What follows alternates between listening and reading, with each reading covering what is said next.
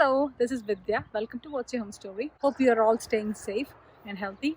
So, a lot of my friends have reached out to me asking about vegetable garden and how hard it is to start a vegetable garden or to how hard it is to grow vegetables on their own. So again, I think with all the COVID related restrictions of us not being able to grocery shop as and when needed, and also just relying on an outside source for vegetables, actually a good idea when you think of it to start try your hand at growing your own. So again, today's video is about the basic beginner level gardening on how to create a vegetable garden with the items that are in your kitchen. So again, these are all the items that are actually very common in Indian homes, and I know in even non-Indian homes.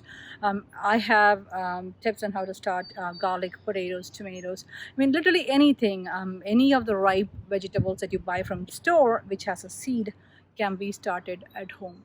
So let's go to the video and see how easy it is to start a vegetable garden with the items in your kitchen.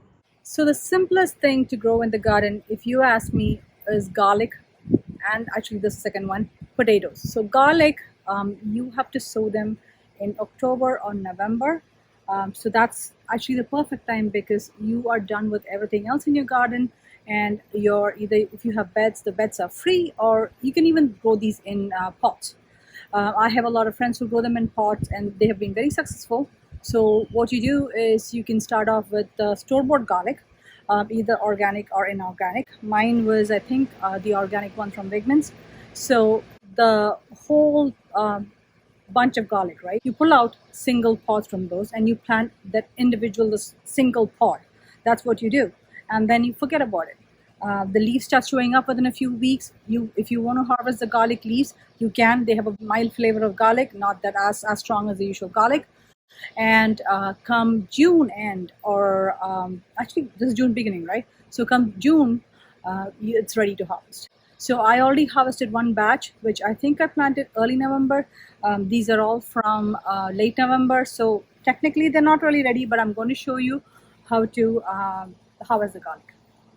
So ideally, the right time to harvest garlic is when the outer 2 or 3, 4 leaves start browning, or when you see the stalk.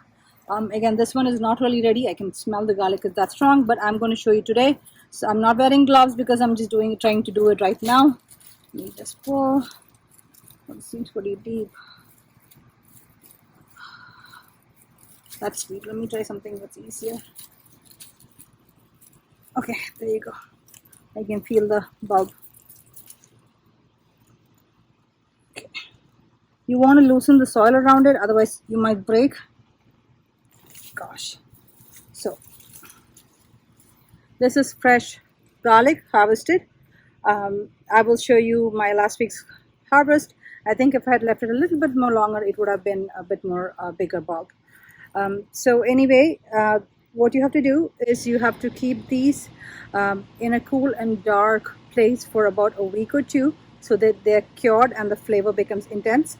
And actually they'll store well if you keep it like that. Otherwise, if you start using it right away, they won't store that well outside. So all the garlic that we buy in the stores are all cured garlic. So these are my potatoes. Again, I use store-bought potatoes. These are both, I think, the pink small ones as well as the Yukon Gold. So what I do is when the eyes from the potato are starting to sprout, I cut about a small piece, which is about 1.5 inches square, with the eye on, and then let it dry on a paper towel on my windowsill.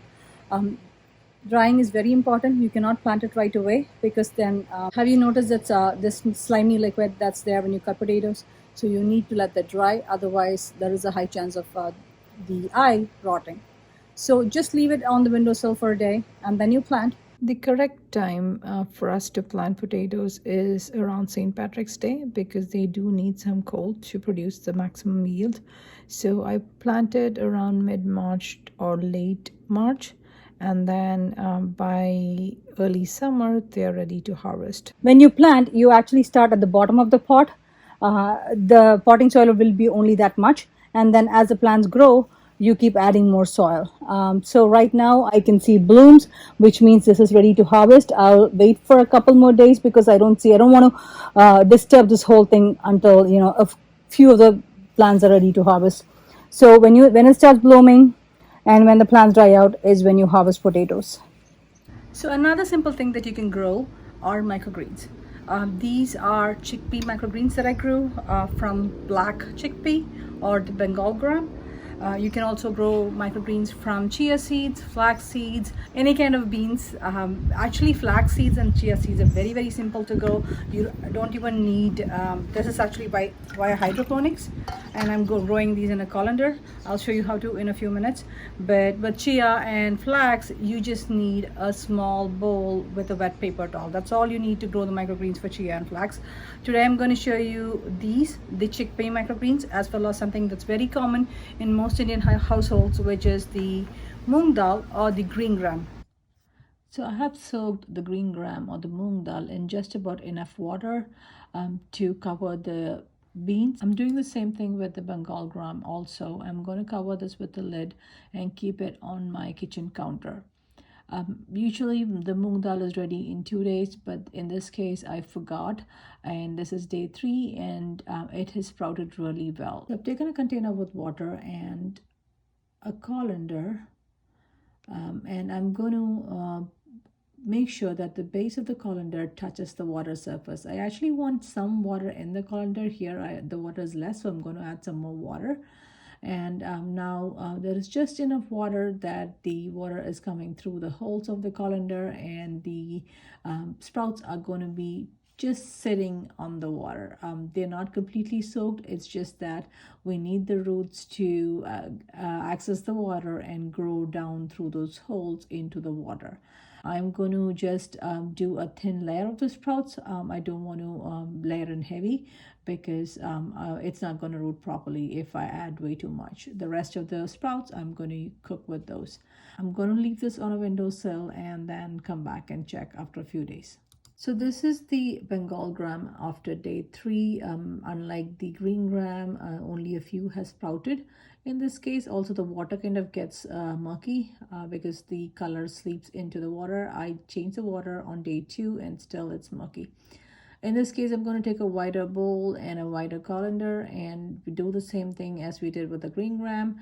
I'm going to change the base, the bowl in the bottom to a wider one once the chickpeas start sprouting. Right now they haven't sprouted that much, that's why I'm adding a little bit more water than I did for the green gram. I'm going to layer it up until that first ring. When the chickpea sprouts, I am going to move change the bottom bowl. I'm going to change the bottom bowl to a bigger one, layer it thinly. I'm going to do it till that first circle, so that I don't have too much. Since most of the chickpea has not sprouted, I am going to cover this with a damp paper towel. Again, leave this by the side of the window and cover with the paper towel and come back and check in a few days.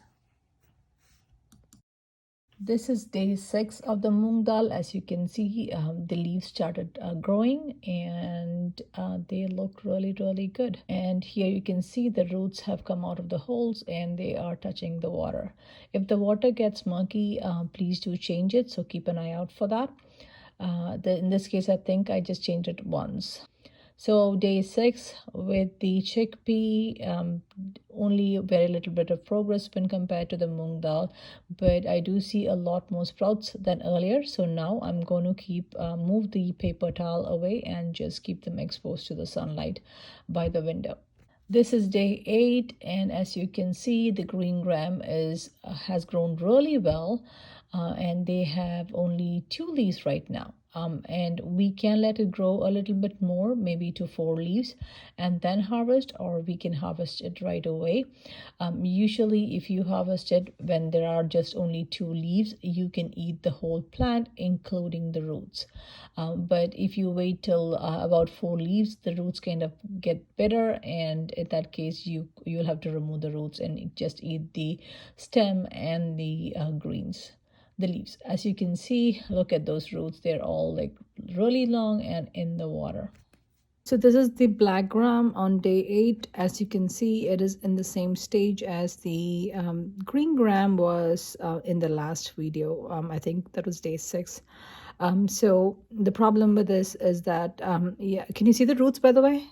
That the water does get dirty quite often, and sometimes there is some mold, but that will wash away if you just spray some water on it. I usually take it to the sink and then just um, take the faucet and just spray it, and it's all clean. So as you can see, I just did that. All that I don't know if it's mold actually. It's more like kind of a film that comes up. But this is day 12, and as you can see, they are all in really good shape. You can harvest them now. I think I'll leave it for a couple more days before I harvest.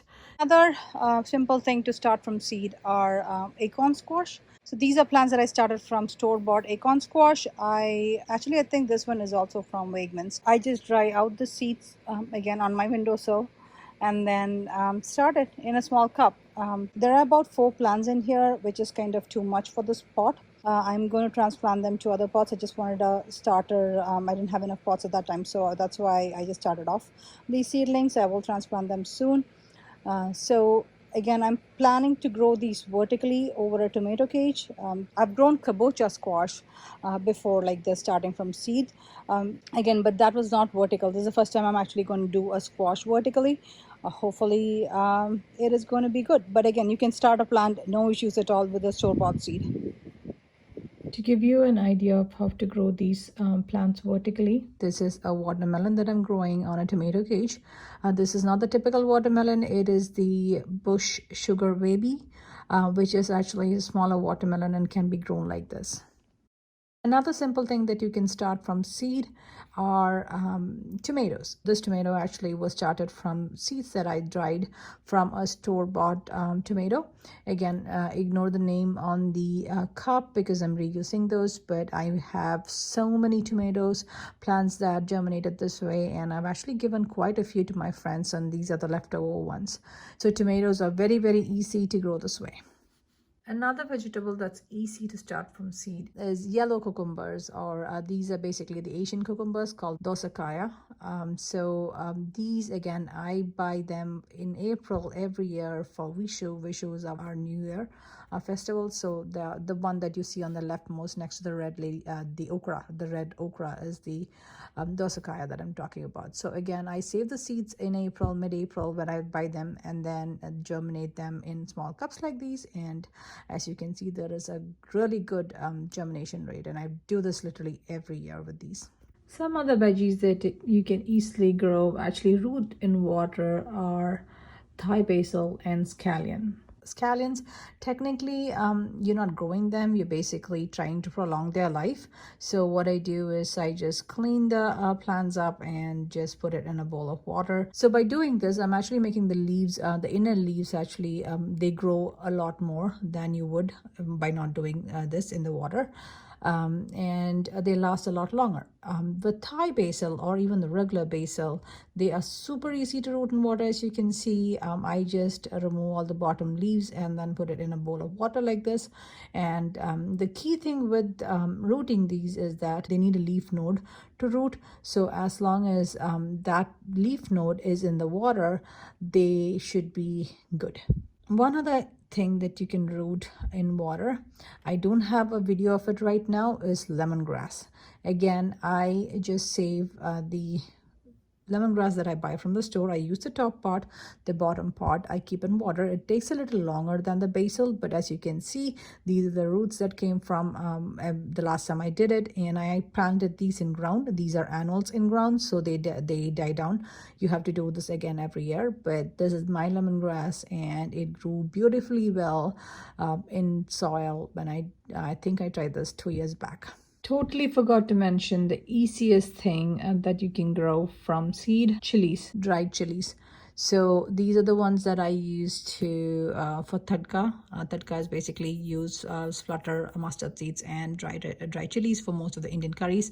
So what I do, these are already dried, so I just open the seed up and just plant it in soil. The others are just fresh chilies, the red ones, the ripe ones that I dry on the windowsill and then use it to plant. So we can also start methi or fenugreek from seeds. Again, what you have in your kitchen, just sow them directly. I know I didn't soak the seeds overnight, but if you do soak the seeds overnight, you get faster germination. But in this case, I just planted them directly. And as you can see, I didn't harvest on time. Some of them are flowering, so I guess I'll just let them go to seed and harvest the fenugreek seeds from this bed.